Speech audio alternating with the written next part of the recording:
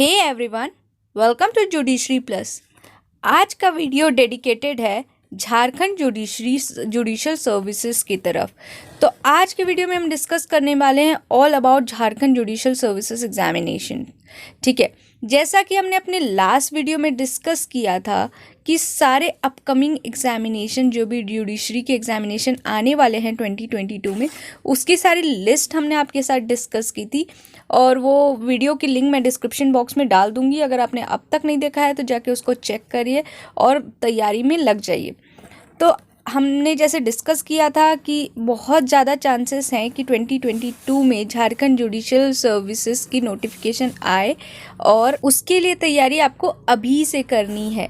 तो सबसे पहली चीज़ जो प्री रिक्विजिट होती है किसी भी एग्जामिनेशन से बैठने से पहले, वो होता है उस एग्जामिनेशन का सिलेबस। तो हम जिस एग्जामिनेशन की तैयारी करने वाले हैं, प्रिपरेशन करने वाले हैं, जिसका हम क्रैक करना चाहते हैं एग्जामिनेशन, उसके पहले हमें उसके बारे में सब कुछ पता होना चाहिए कि उसके सिलेबस क्या है, किस तरह के क्वेश्चंस उस एग्जामिनेशन में पूछे जाते हैं।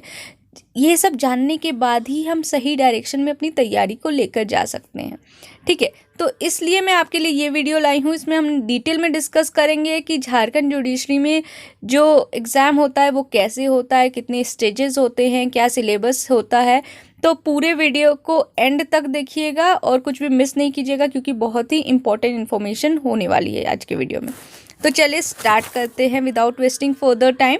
ठीक है, तो सबसे पहली चीज़, जैसे सारे जुडिशल एग्जामिनेशन में होता है, ये झारखंड जुडिशल सर्विसेज भी जो है 3 लेवल एग्जामिनेशन है। ठीक है, फर्स्ट लेवल जो हमारा होता है वो होता है प्रिलिमिनरी एग्जामिनेशन। ठीक है, प्री जिसको हम बोलते हैं वो होता है प्रिलिमिनरी एग्जामिनेशन। ये बस एक क्वालिफाइंग नेचर का होता है, ये आपका मेरिट नहीं डिसाइड करता है। अगर आपने इसमें कट ऑफ ले आया, जो भी कट ऑफ होगी बच्चों के परफॉर्मेंस से जो डिपेंड करती है कट ऑफ, कि बच्चे कितने प्रेजेंट थे, उनका परफॉर्मेंस कैसा था। ठीक है, ये सब चीज़ों पे डिपेंड करती है कि कट ऑफ कितना जाएगा प्रिलिमिनरी एग्जामिनेशन में। ठीक है, तो अगर आपने ये एग्ज़ाम सक्सेसफुली क्लियर कर लिया, कट ऑफ से आप पार हो गए, कट ऑफ से अबव मार्क्स लाए या कट ऑफ तक भी लाए, तो आप इसको क्वालिफाइंग माना जाता है और आप इसको क्लियर कर लेते हो। दूसरा स्टेज जो आता है वो होते हैं मेंस एग्जामिनेशन, और इसी से हमारा मेरिट डिसाइड होता है। अगर किसी बच्चे ने मेंस में अच्छा परफॉर्म कर लिया ना, तो इसका बहुत ज़्यादा चांसेस होता है कि उसका सिलेक्शन हो जाएगा। ठीक है, इसलिए मेंस में अच्छा परफॉर्म करना, उसमें अबव द मार्क्स लाना बहुत ही इंपॉर्टेंट होता है, ये डिसाइडिंग फैक्टर होता है, याद रखिएगा। ठीक है, और थर्ड जो लेवल होता है ये हमारा होता है इंटरव्यू का। ठीक है, इंटरव्यू जो है इसमें आपका पर्सनैलिटी टेस्ट होता है, क्योंकि आपकी नॉलेज ऑलरेडी जो है इन दोनों लेवल में चेक की जा चुकी है, और आपका जो आप इन दोनों में पास करके आते हो, इसका मतलब आपका जो नॉलेज है वो अप टू द मार्क है, तभी आप इंटरव्यू में जाते हो। ठीक है, तो यहाँ इंटरव्यू में बेसिकली आपकी पर्सनैलिटी चेक होती है कि आप जज बनने लायक हो भी या नहीं, आपकी पर्सनैलिटी उस हिसाब से है भी या नहीं। ये सारी चीज़ें इसमें चेक होती है, क्योंकि आपके सामने जो है जजेस की पैनल बैठी रहेगी और उनको बिल्कुल पता होता है कि आपको कैसे घुमाना है, वो अच्छे तरह से जानते हैं। तो इंटरव्यू में वो पर्सनैलिटी चेक करते हैं। ठीक है, तो ये हो गया हमारा 3 लेवल ऑफ एग्जामिनेशन। ठीक है, अब चलिए वन बाय वन हम डिस्कस कर लेते हैं। तो जो हमारा सबसे पहला था प्री एग्जामिनेशन, उसके बारे में हम डिस्कस करते हैं। मैं शॉर्ट में लिखती हूँ प्री जो होता है ना हमारा झारखंड में, ये 100 मार्क्स का होता है। प्री में आप जानते होंगे MCQ टाइप के क्वेश्चन आते हैं, मल्टीपल चॉइस क्वेश्चंस। ठीक है, ये सब्जेक्टिव टाइप नहीं होता है, इसमें 4 ऑप्शंस दिए रहेंगे, आपको जो राइट ऑप्शन है उसमें टिक करना है, आपको मार्क्स मिल जाएंगे। ये होता है MCQ टाइप। प्री जो होता है हमारा MCQ टाइप होता है, क्वालिफाइंग नेचर का होता है, मैंने आपको पहले बता दिया।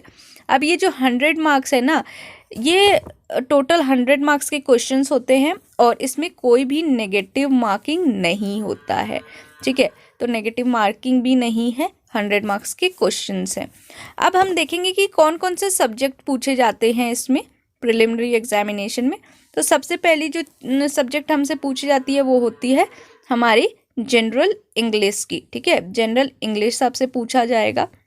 फिर दूसरा जो है ये होता है हमारा जनरल नॉलेज। जिसमें इंक्लूड क्या होता है, हमारा करंट अफेयर भी इंक्लूड होता है। ठीक है, तो 1 साल का आप करंट अफेयर देख के जाइएगा तो this is sufficient for you. और स्टैटिक जीके जो होता है वो भी आएगा। स्टैटिक जीके भी आपके लिए एक ट्रिक ये है कि जो साल भर में न्यूज़ बनी रहती है ना, उससे ही स्टैटिक जीके भी पूछी जाती है, तो ये भी ध्यान रखिएगा।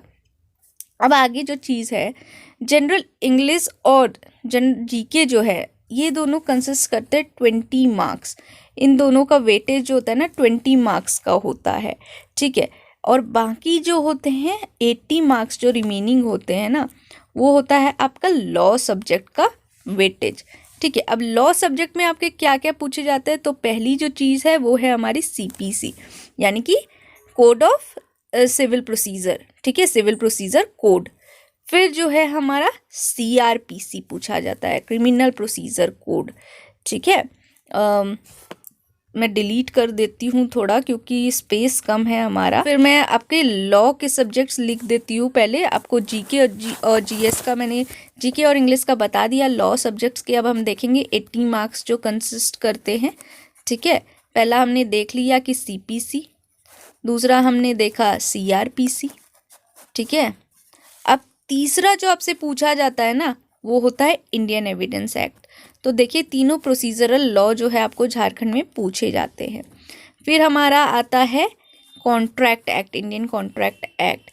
ठीक है, ये भी आपसे पूछा जाता है। फिर जो हमारा 5वां सब्जेक्ट है वो है इंडियन पीनल कोड, ये भी आपसे पूछा जाता है झारखंड जुडिशरी में। तो ये 5 वो सब्जेक्ट हैं जो आपके झारखंड जुडिशरी में लॉ पेपर में आते हैं। CPC, CRPC, Indian evidence act, Indian contract act और इंडियन पीनल कोड, ये 5 सब्जेक्ट्स आते हैं। ठीक है, इनके एडिशन में क्या आते हैं, ये है जनरल इंग्लिश एंड जीके जो 20 मार्क्स का होता है। ठीक है, थोड़ा गंदा हो गया बट कंसेप्ट आपको समझ में आ गया होगा क्या क्या पूछा जाता है। प्री हमारा ऐसे अगर आपने ले आया अच्छे मार्क्स तो क्लियर हो जाएंगे। जैसे कि मैं आपको बता दूं, लास्ट ईयर का कट ऑफ था हमारा 74। ठीक है, 74 मार्क्स था। इसके अब जो भी थे सारे का प्री क्लियर हो गया था। ठीक है, अब हम चलते हैं अपने नेक्स्ट स्टेप की तरफ, जो कि मेन स्टेप है, जो मेरिट डिसाइड करता है, और वो है हमारा मेंस। ठीक है, मेंस। अब मेंस में जो है ना वो 4 पेपर होते हैं।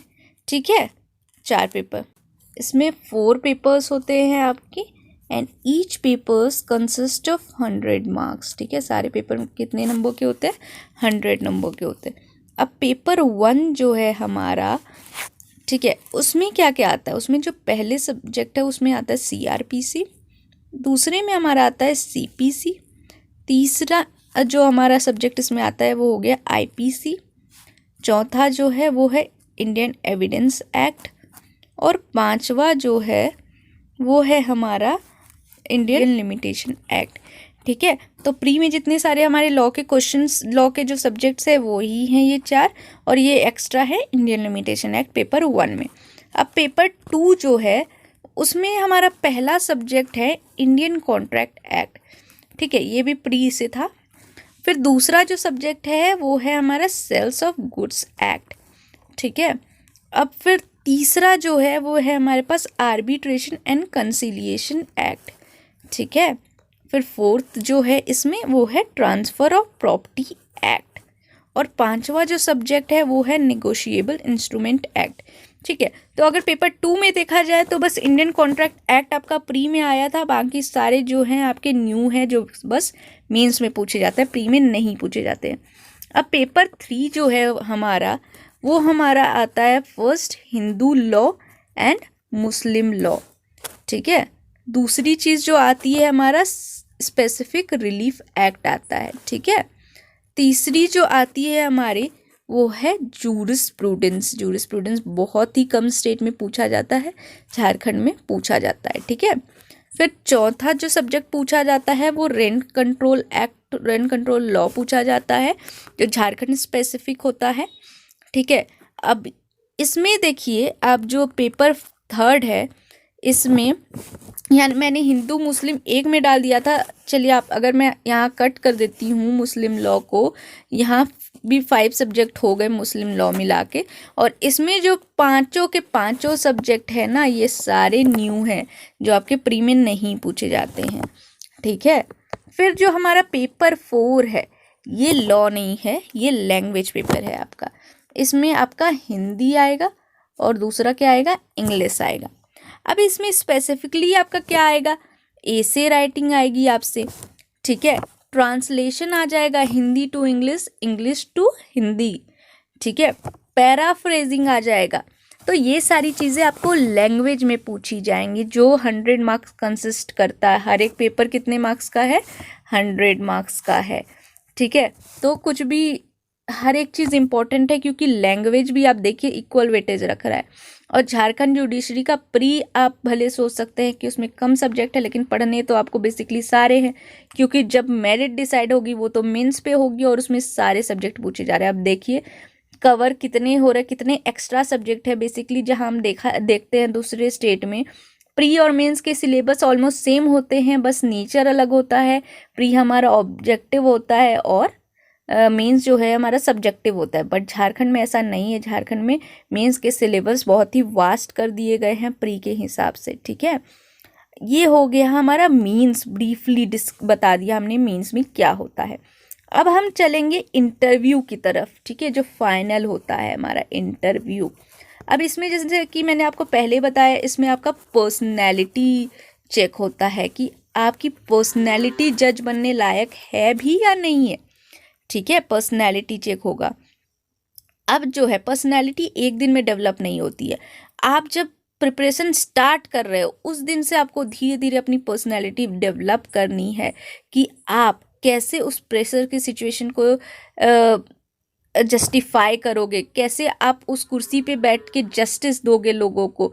जजेस जो हैं आपको आपके कॉन्फिडेंस हिलाएंगे, आप सही आंसर दे रहे हो लेकिन आपको घुमाएंगे, आपको ये बोलवाएंगे कि नहीं आप कंफ्यूज हो, आपके क्वेश्चन आंसर में। आपको कॉन्फिडेंट रहना है, लेकिन उसके साथ साथ हम्बली जवाब देना है, रूडली नहीं जवाब देना। यहाँ पैनिक नहीं, आप जज ये देखेंगे कि आप पैनिक कर रहे हो कि नहीं। वहाँ पैनल जो बैठती है वो यही देखने वाली है। बिल्कुल भी आपकी नॉलेज, अगर आप 1-2 क्वेश्चन के जवाब नहीं भी देते हो तो भी कोई दिक्कत नहीं, क्योंकि आपकी उतनी नॉलेज है, तभी आपने प्री क्वालिफाई किया, तभी आपने मेंस क्वालिफाई किया है और आज इंटरव्यू में बैठे हो।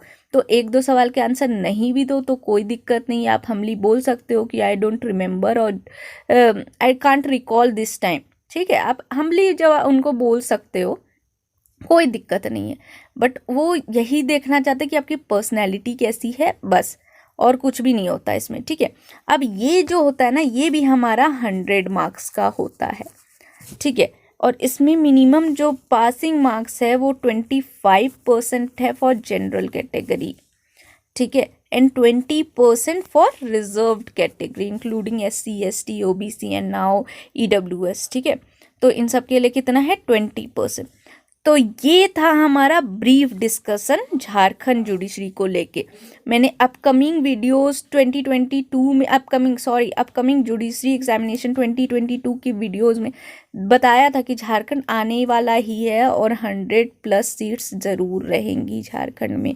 तो तैयारी में लग जाइए। मैंने आपको सिलेबस पूरी अच्छे तरह से बता दिया है, तो आज से जुटिए तैयारी में, क्योंकि मीन्स बिल्कुल भी छोटा नहीं है और वही आपको जज की कुर्सी पे बैठाएगा, ठीक है। तो ऑल द बेस्ट एंड लग जाइए। मैं आती रहूँगी, अपनी इन्फॉर्मेशन आपके साथ शेयर करती रहूँगी और हेल्प करती रहूँगी आपके प्रिपरेशन में। Thank you.